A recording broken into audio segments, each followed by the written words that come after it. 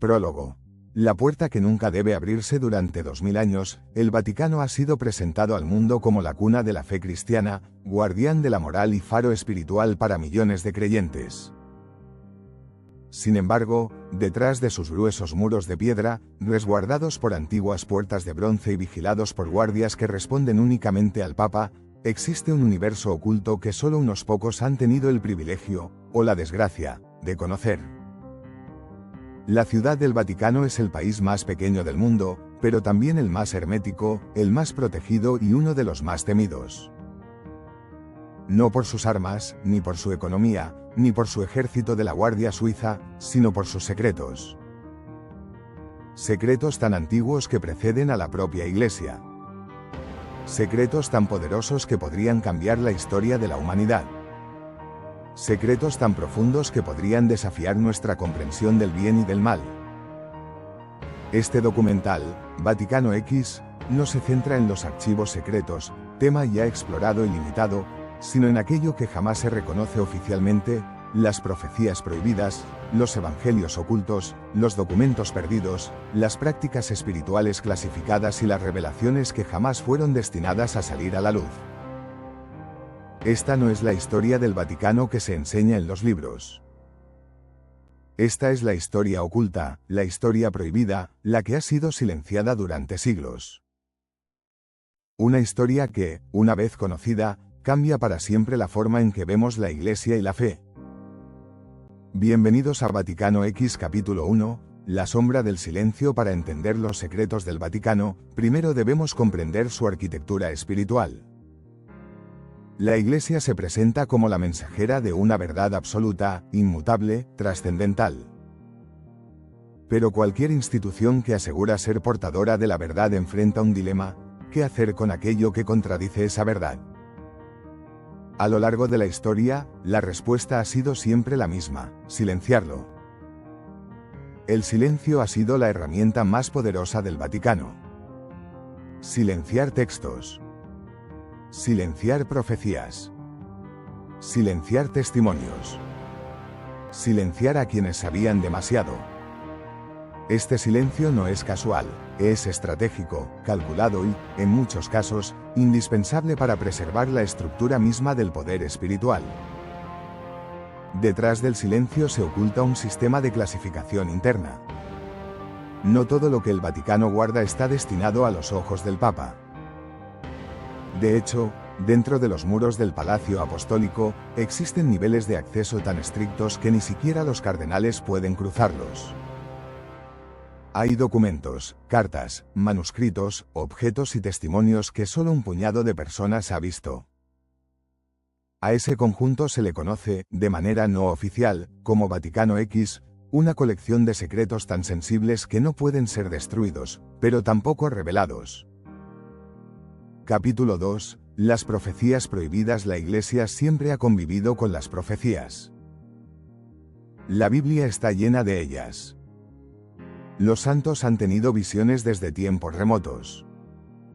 Y a lo largo de los siglos, el Vaticano ha sido receptor de mensajes que afirman provenir de lo divino. Pero hay profecías que, lejos de inspirar fe, generan inquietud, miedo o incluso pánico. Profecías que hablan del fin de la Iglesia, de corrupción interna, de papas oscuros, de eventos sobrenaturales imposibles de controlar. A estas profecías se les conoce como las profecías prohibidas. No porque sean necesariamente falsas, sino porque, si fueran verdaderas, su existencia pondría en riesgo la estabilidad de la Iglesia y la fe de millones de personas. Entre estas profecías existen tres que se consideran las más peligrosas: la profecía de los papas, atribuida a San Malaquías. El tercer secreto de Fátima, en su versión no oficial. El manuscrito del fuego, un texto del siglo XVII jamás reconocido públicamente. Todas ellas, de una u otra manera, predicen una crisis profunda dentro de la Iglesia. Y, de manera inquietante, muchas de sus señales parecen coincidir con eventos contemporáneos. Capítulo 3. San Malaquías y el último papa. La profecía más temida por el Vaticano es, sin duda, la de San Malaquías, un obispo irlandés del siglo XII. Según la tradición, Malaquías tuvo una visión en Roma sobre todos los papas que gobernarían la Iglesia hasta el final de los tiempos. La profecía consiste en una lista de 112 lemas latinos, cada uno asociado a un papa futuro. Lo sorprendente no es la existencia de la lista, sino lo increíblemente precisa que resulta cuando se comparan estos lemas con la historia real. Los expertos han intentado desacreditarla durante siglos, pero la precisión de los primeros 80 lemas es asombrosa. Cada lema coincide con escudos, procedencias, rasgos personales o circunstancias históricas de cada pontífice. Y aquí es donde la profecía se vuelve peligrosa. El Papa actual, Francisco, coincide con el penúltimo lema. El próximo lema, el número 112, se refiere a un papa llamado Petrus Romanus, Pedro el Romano, quien gobernaría la Iglesia en medio de grandes tribulaciones, incendios, persecuciones y caos global. Y tras él, el fin. La Iglesia ha rechazado oficialmente esta profecía. Pero dentro de los pasillos del Vaticano, la preocupación es real. Porque incluso si la profecía fuese una coincidencia histórica, su precisión genera una inquietud difícil de ignorar. San Malaquías no describe el fin del mundo. Describe el fin de la Iglesia como la conocemos. Y eso, para el Vaticano, es la amenaza más grande de todas. Capítulo 4. El tercer secreto de Fátima, la versión prohibida. En 1917, 3 niños pastores de Portugal afirmaron haber sido visitados por la Virgen María. Durante esas apariciones, la Virgen dio a conocer 3 secretos. Los 2 primeros se hicieron públicos en la primera mitad del siglo XX. El tercer secreto, sin embargo, fue ocultado durante más de 60 años. En el año 2000, el Vaticano publicó una versión oficial del secreto. Pero muchos expertos, incluso dentro de la Iglesia, aseguran que esa versión está incompleta, alterada o directamente manipulada. La versión no oficial del tercer secreto es mucho más oscura. Habla de una crisis interna dentro de la Iglesia, de un colapso moral absoluto, de una infiltración espiritual y humana que corrompería sus cimientos desde dentro.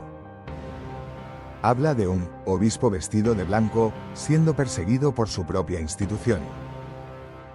Habla de una gran apostasía, que comenzaría en lo más alto del Vaticano. La versión oficial menciona visiones simbólicas. La versión prohibida menciona nombres, fechas y advertencias específicas. ¿Es auténtica? Nadie lo sabe con certeza. Pero muchos teólogos sostienen que el documento publicado en el año 2000 es solo una parte del verdadero mensaje. Y que el resto permanece oculto, bajo llave, dentro del Vaticano.